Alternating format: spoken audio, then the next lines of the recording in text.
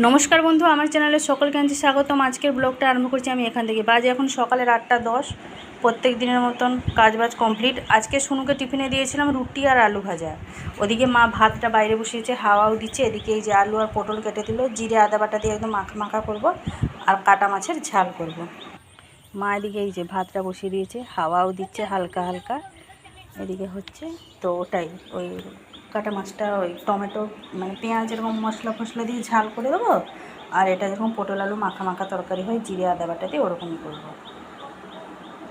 আর চিকেনটা তো কালকে থেকেই গেছে। চিকেনটা শেষ হয়নি পুরোপুরিভাবে, যাই হোক। তো ওটা আছে, ওটা একটুখানি খাওয়ার সময় গরম করে নিলে হয়ে যাবে। ব্যাস চলে গেছে পড়তে। আজকেও 1:30টার সময় মানে ছুটি হবে।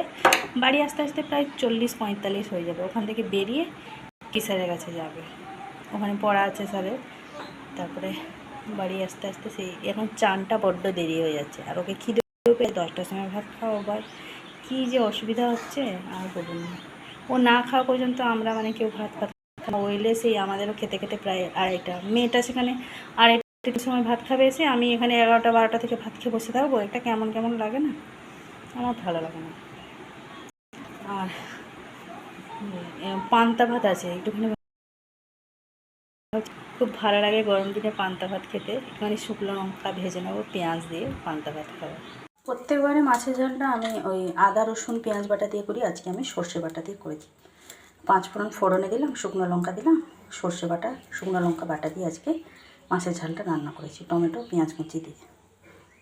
বাজে এখন 8টা 34। আমার এদিকে মাছের ঝালটা হয়ে গেছে, মশলা তো বেটে দিয়েছি। মা ওই পটল আলু তরকারিটা রান্না করবে বলে, মার নাকি পান্তা ভাত খেতে ইচ্ছা করেছে। ওই জন্য আমাকে বলে একটুখানি আমার জন্য নোনা ইলিশ ভেজে দিবি। ওই জন্য ধুয়ে ধুয়ে পরিষ্কার করে নিয়ে সেই যে মার জন্য ভেজে নিলাম নোনা ইলিশ, শুকনো লঙ্কা ভেজে দিয়েছি। পান্তা ভাত খাওয়া এবার মা পটল আলুর তরকারিটা রান্না করবে। এখন সকালের 10টা 25। আমাদের তো খাওয়া দাওয়া হয়ে গেছে, চান পুজো কমপ্লিট করে খেয়ে নিয়েছিলাম। আজকে এই যে নিচে জানালাগুলো সব খুলেছি, অনেক দিন পরে আজকে আমার ঘরের সব জানলাগুলো খুললাম, নাহলে এখন বন্ধই থাকে। ঘরটা ঠান্ডা থাকে না, ওই জন্য আমি জানলাগুলো খুলি না। তো মাকে ডাক্তারের কাছে নিয়ে যাবো, সেই জন্য এই যে রেডি হয়ে নিয়েছি। সময় তো ছুটি 1:30টার সময়। মা রেডি হয়ে বসে আছে, টোটোটা আসবে ওই প্রায় 35-40 করে আসবে টোটোটা, তারপরে আমরা যাব। এদিকে আমিও হয়ে গেছি রেডি, একটুখানি পাখাতে বসেছিলাম।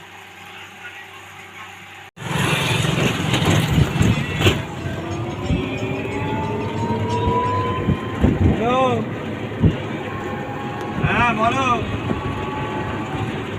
আমি সুমন্ত বাড়িতে এইখানে বাড়িতে আসো। জানি আমি দেখছি কোথায় গেলে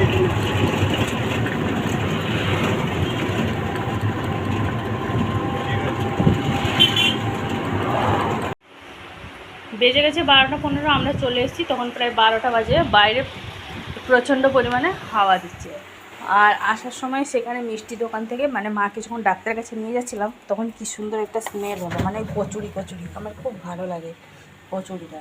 এই জন্য আসার সময় কচুরি আর 4টে সিঙ্গাড়া এনেছিলাম। ওর মধ্যে একটা কচুরি আমি খেয়ে নিয়েছি, একটা সিঙ্গাড়াও খেয়ে নিয়েছি। বাকি কচুরি আর সিঙ্গাড়া রেখেছি, সোনু এলে খাবে। মা বলে ঠিক আছে, যখন ভালো লাগছে তখন কিনে আনে। খুব সুন্দর একটা স্মেল হচ্ছিলো। কচুরি সিঙ্গাড়া তারপর লুচি, এগুলো আমার খেতে খুবই ভালো লাগে। অনেক দিন পরে খুব সুন্দর একটা স্মেল হলো কচুরি খেয়ে নিই। তরকারিটা কি সুন্দর মিষ্টি মিষ্টি লাগে। শুনু তো আসবে সেই 1:30টার সময়। এখন একটুখানি রেস্ট পাওয়া যাবে, বসেই থাকবো। বাজে এখন এই যে 3:45। একটুখানি ঘুমিয়েছি, মানে একটুখানি ঘুম ধরছিল, সেই সময় এত জোরে বজ্রাঘাত পড়লো, আমার আর ঘুম 2 চোখ থেকে উড়ে গেছে। আমার প্রচণ্ড ভয় লাগে বজ্রাঘাতে। আর এদিকে বৃষ্টিটা আরম্ভ হয়ে গেছে। মা সব জামা কাপড়গুলো কেচে দিয়েছিল, মানে শুনুর স্কুল ড্রেসগুলো, বাসন কুসন সব মাঝামাঝি হয়ে গেছে। বৃষ্টি কম হচ্ছে, বজ্রাঘাত বেশি হচ্ছে।